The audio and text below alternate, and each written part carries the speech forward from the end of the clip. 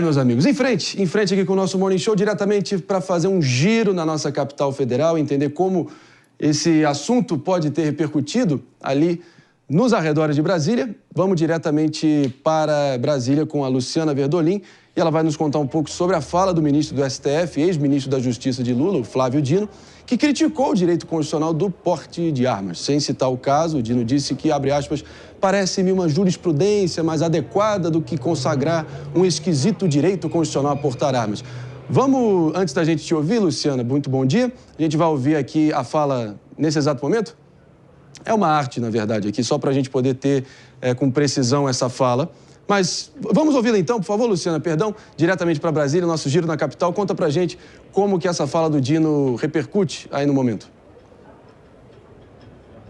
Há um questionamento grande, Marinho, aqui em Brasília. Primeiro, bom dia para você, bom dia para todos. Em torno dessa questão da liberação do porte de armas, da flexibilização da utilização de armas de fogo. Tanto que a questão já foi discutida no Congresso Nacional e também no Supremo Tribunal Federal. Flávio Dino lembrou nesse fim de semana que já teve um questionamento dentro do Supremo. Lembrou, inclusive, do voto da ministra relatora, da ministra Rosa Weber, que, inclusive, já se aposentou, levantando aí problemas dessa liberação indiscriminada do porte de armas. Flávio Dino disse o seguinte, que o modelo contemporâneo de segurança pública, positivado no texto constitucional e no âmbito, seja da ONU, da Organização das Nações Unidas, seja da OEA, da Organização dos Estados Americanos de Proteção dos Direitos Humanos, preconiza o controle rigoroso do acesso às armas de fogo no país. No mundo, levando-se em consideração que acessórios e munições também são prejudiciais sobre a segurança das pessoas, bem-estar da comunidade, desenvolvimento social e econômico do Estado e o direito à convivência, harmonia e paz.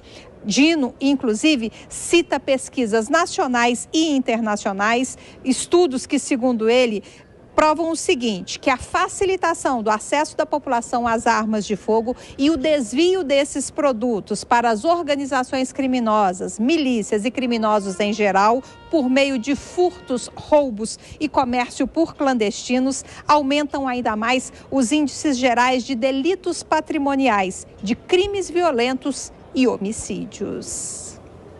Excelente apuração, como sempre. No detalhe, Luciana Verdolim, obrigado. A gente volta com você ao longo da semana. Seguindo adiante aqui no Morning Show, quero te ouvir, Palumbo, porque, claro que é legítimo o ex-ministro da Justiça, atual ministro do STF, se pronunciar, especialmente nesse contexto. Para mim, o problema nesse caso é o timing dessas críticas. Tem gente que não precisa de um porte de armas para dar um tiro no pé de vez em quando, né, Palumbo? Isso aí é o viés político da esquerda. Então, se for assim, nós temos que proibir a faca, porque o Bolsonaro foi atacado com uma faca. Então, é um discurso vazio. Eles iam arrumar uma arma de qualquer jeito. Se fosse aqui no Brasil, essa arma seria na mão de traficantes. E eles não falam nada em impedir isso, de fazer políticas para se tirar armas de traficantes. Legislações. É sempre no cidadão do bem. Eu sou favorável às armas, sim. Eu acho que as pessoas têm o direito de se defender, direito à liberdade. E ela pode fazer a opção de ter ou não ter, com leis pesadas. Lá nos Estados Unidos, por exemplo, você não pode sacar uma arma e apontar para ninguém, não, porque você vai para a cadeia. Vai para a cadeia, não tem audiência de custódia, não tem cafezinho, não tem casaquinho. Você vai se estrepar. Aqui no Brasil, infelizmente, as leis são frouxas. O que faz com que o crime cresça cada vez mais. Vamos falar de Brasil real aqui então, Pepe. Citar um caso aqui só para lembrar nossa audiência, dia 23 de outubro do ano passado, acho que todo mundo lembra o ataque a tiros que aconteceu numa escola em Sapopemba, aqui em São Paulo. Os tais fuzis de assalto, né, que são proibidos no Brasil, foi usado também lá nos Estados Unidos nesse caso. A proibição não impediu o ataque, uma aluna morreu, como a gente lembra. Isso tudo no dia 5 de abril do ano passado, tá? Um ataque na creche Cantinho Bom Pastor, na Rua dos Caçadores, em Blumenau, também aconteceu, lá no Vale do Itajaí, em Santa Catarina. Enfim, são crianças mortas no meio dessa selvageria toda, né? E a gente quer entender como a gente vai, seguindo adiante aqui, só fazer uma breve interrupção, anunciando que o tema no momento é a liberação, porte de armas, não só aqui no Brasil, mas também nos Estados Unidos, após o atentado contra Donald Trump. Estamos de volta para você que está nos escutando aqui na Rede Jovem Pan de Rádio com o nosso Morning Show. Vamos ouvir aqui a opinião Palumbo versus PP, como sempre. Mano vai entrar. David de Tarso está aqui com a gente também, engrandecendo sempre o programa. Só citando aqui para finalizar esse caso, no Vale do Itajaí, o agressor tinha 25 anos só, levava ali uma machadinha, após fugir do local, se apresentou ali ao batalhão de polícia, foi preso, encaminhado à Polícia Civil. Então, enfim, são casos, podem ser espaçados, mas revela como proibição da arma em si não vai evitar que o crime aconteça. Esses crimes bárbaros aqui, que o Brasil está importando, que é de pior nos Estados Unidos. É isso, Pepe? Marinho, não. Claro que não. Primeiro que é o seguinte, não dá para você comparar o que aconteceu no Brasil, nesse caso da machadinha, e falar que a pessoa com a machadinha causou morte de 4 crianças, né? Se ela tivesse amada, poderia ter causado morte de 30 crianças, de 50 crianças. Não foi? Entendeu? Então não tem nada a ver você querer comparar machadinha com arma. Faca com arma. O Palumbo coloca o exemplo da faca. O cara pode matar com a faca, mas a faca não foi feita para matar. Faca feita para cortar, para você comer, para você almoçar, para você jantar. A arma já não. A arma é feita para você tirar. Para você tirar e matar. E assim, quando você pega, por exemplo, os estudos que tem a respeito do assunto, você vê, por exemplo, que tem uma correlação clara entre aumento da arma e aumento dos homicídios. Os estados nos Estados Unidos que têm mais flexibilização da arma são os estados mais violentos, né? E não tem como você negar isso. E quando você compara, por exemplo, os Estados Unidos com o Brasil e os Estados Unidos com outros países desenvolvidos que não têm arma, como a Inglaterra, você vê claramente que a política que salva a vida é a política que restringe o armamento e não aumenta a possibilidade das pessoas terem armas, né? Isso é completamente equivocado. Então o Palumbo, ele erra ao defender o indefensável. Vamos ouvir o David de Tarso aqui, que talvez seja um pouquinho mais qualificado que todos nós juntos para poder dar um palpite aí, atualizando os números recentes aqui no Brasil também. Muita gente atribui a flexibilização ali no governo Bolsonaro, com várias portarias e decisões favoráveis a um acesso mais amplo a armas de fogo ali, seja posse ou porte, e teve uma queda sensível na violência nesse período. Fato. Agora, você concorda que é uma correlação? São outros fatores. Não por isso, né, Marinho? São outros fatores, ou pode ser esse o fator. Mas são vários Vamos tentar pontos, entender. Né? Qual é a sua opinião, David? Não, são vários pontos que precisam ser observados, porque à medida que o bandido vai atacar uma pessoa, vai cometer um crime, por exemplo, ele tendo a dúvida se a pessoa está armada ou não, ele vai pensar 10 vezes. Exato. Tem esse ponto, sim, de a arma cair em mãos erradas, só que os dados não demonstram exatamente isso no Brasil, né? De que os CACs, por exemplo, os atiradores, aqueles que têm licença para ir até os clubes de tiro, várias restrições já foram feitas diante da mudança do governo, desde o ano passado, onde eles não podem mais portar a arma, tem que guardar ali num ambiente reservado, dentro de uma maleta, para ir até o clube de tiro. Antes eles podiam, por exemplo, colocar no console do carro. Então, várias restrições foram geradas. Então, são vários aspectos que precisam ser observados. Eu, enquanto criança, filho de militar, sempre visualizei ali meu pai com a arma, indo até o trabalho, tudo. Nunca cheguei perto, então era muito bem orientado quanto a isso. Meu pai também sempre guardava num lugar onde eu não sabia, porque criança, né, nunca se sabe. Então, esses cuidados, eles sendo ali feitos, claro que a pessoa, a legítima defesa, realmente o direito da pessoa se defender, eu sou favorável, porque para ter uma licença dessa, um CAC, ele precisa passar por diversos exames, não pode ter passagem pela polícia, e qualquer registro ele perde a licença. Então, sim, eu sou também favorável, ao contrário do PP, quanto a essa opinião aí de que as armas promovem mais violência. Eu acho que o bandido, na dúvida se ele vai ser atacado ou não, eu acredito que diminuiria a violência. O ser humano só respeita números falam aquilo que ele teme. Agora, os números mostram o contrário. Será? Por 1.000 habitantes, o Brasil mata muito mais do que os Estados Unidos. Fato. E muitas Suíça, vezes... um país com a população civil talvez das mais armadas, a mais armada do mundo, e também o Japão, que talvez é das menos armadas, tem níveis de segurança, assim, de primeiríssimo mundo, muito inferior.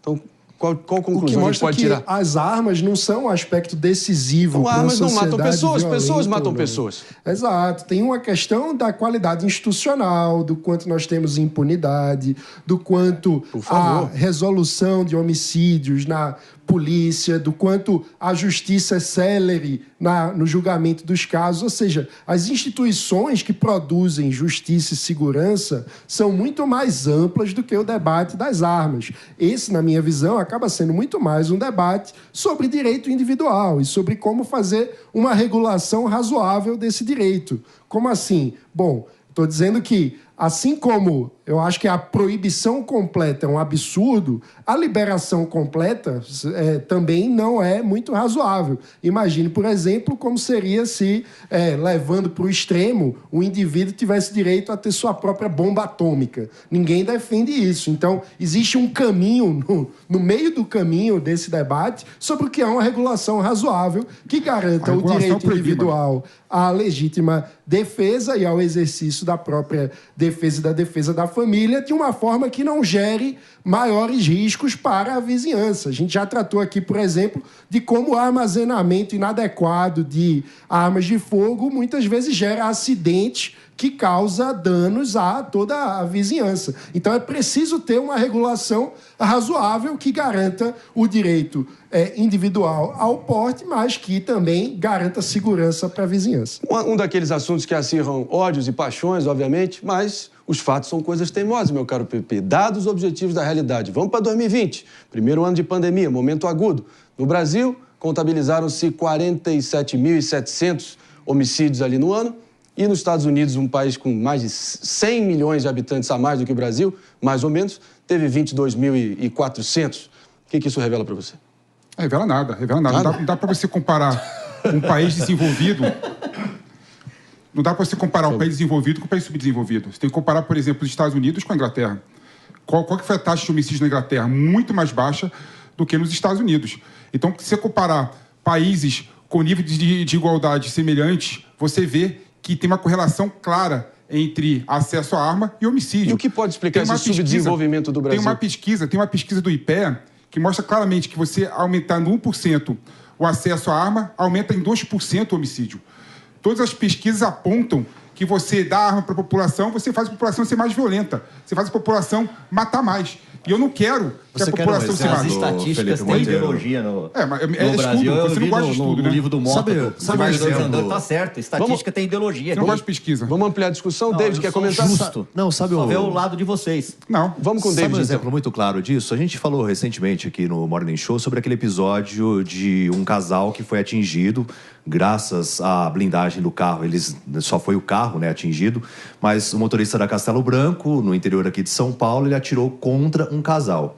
Esse casal que foi alvejado era um casal de CAC, de atiradores. Eles não revidaram, né? Fizeram um boletim de ocorrência, tudo. Já o atirador tinha uma arma sem registro, numeração raspada. Então, tudo isso precisa ser observado nesse contexto. Porque a pessoa que anda armada, ela precisa, sim, ter um preparo. Policiais militares, policiais civis, os CACs. Mas dificilmente você vê em episódios de violência, de uma discussão de trânsito, por exemplo, a pessoa tirando a arma, apontando e atirando contra a outra. Dificilmente? Difícil. Dificilmente. Caso. Que isso, cara. Esse é o problema. Por isso eu sou a favor da não comercialização e acesso às armas. Na Inglaterra, por exemplo, mas a maconha briga de bar, uma pessoa sai com o olho roxo. Em lugares que as armas são facilmente disponíveis, briga de bar gera morte. Né? Não tem como você ser a favor, entendeu? Defender o indefensável. Desculpa, totalmente o contrário.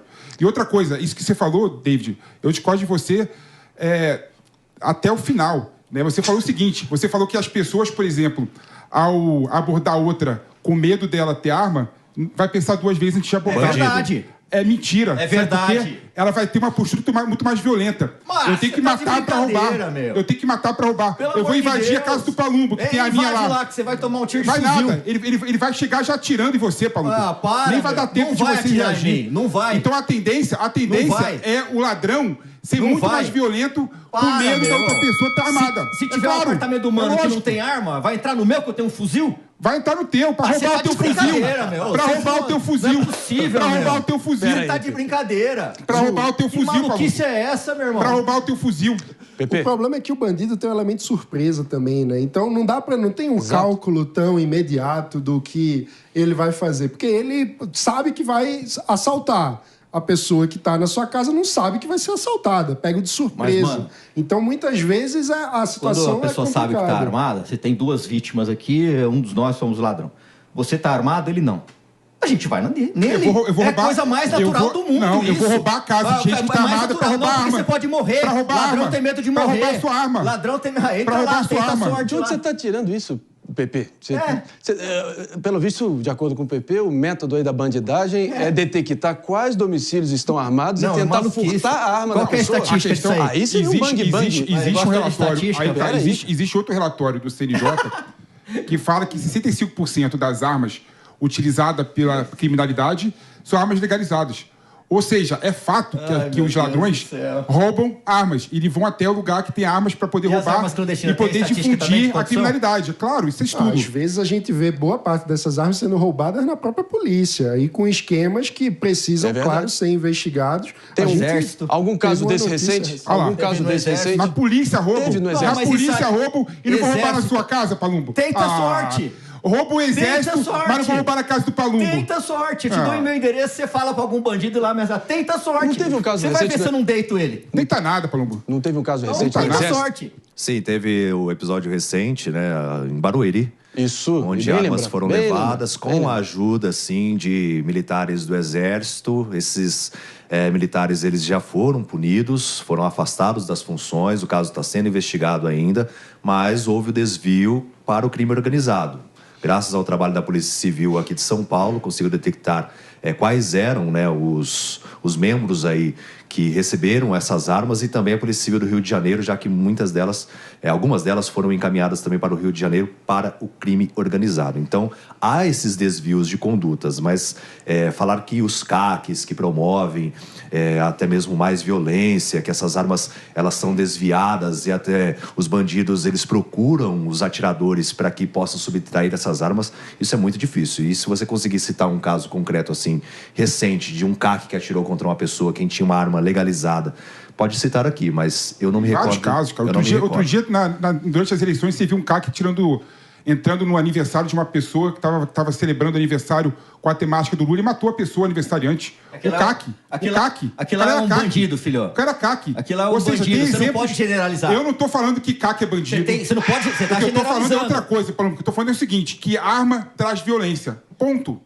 Tem vários estudos que mostram isso. Ele é contra a arma, mas a favor da maconha. Vários. Vai entender isso, né? Maconha deixa a pessoa leve, feliz. Não mata ninguém. Deixa a pessoa bobalhada. Vou matar com a maconha. Deixa a pessoa bobalhada, bestalhada. É a arma ali que fica falando assim, eu vou deixar você mais violento. Exatamente. A arma vai falando com você, né? Tá certo, amigo. Vamos ver.